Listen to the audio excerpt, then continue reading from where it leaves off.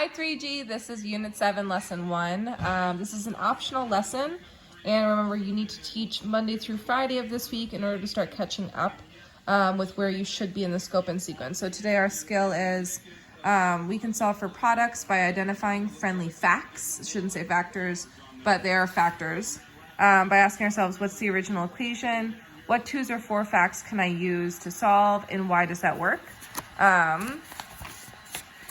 So today we want to let kids dig into this. What they're going to probably do, and Patrice, we saw this a lot over the last couple weeks, is that in order to solve, they'll add all the individual components together.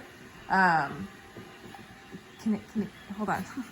And so then what we want to show them is, yeah, you could add up all the dots, or we've seen, like, even when they're solving for perimeter problems, they're breaking their arrays up and then counting each individual rectangle.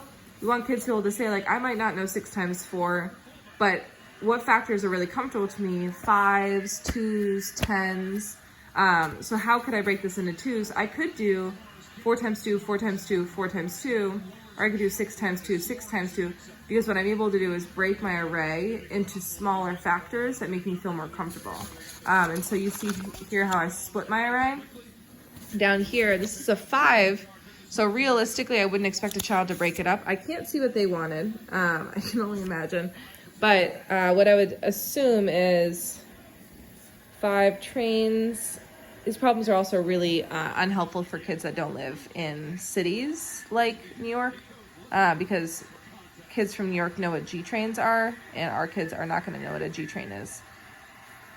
But kids from New York might not know what things in Providence are, so whatever. 8 train cars.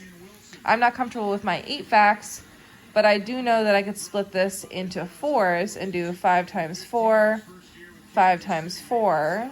That equals 20. That equals 20. I know that I'm doubling the value, and I get 40.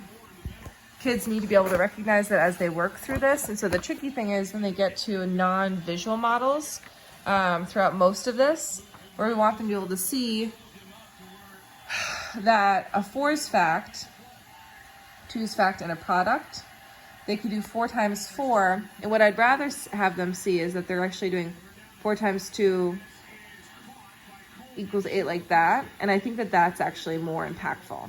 So a 2's fact here would be 2 times 7, 2 times 7, here is 5 times 2, 5 times 2, and then that makes me feel more comfortable because we can see this then. Patrice, I really struggled with seeing it on Friday, and then when I got over here, I was like, oh, if I actually show the doubling here, because this actually equals 4, this actually equals 4, that actually equals 4.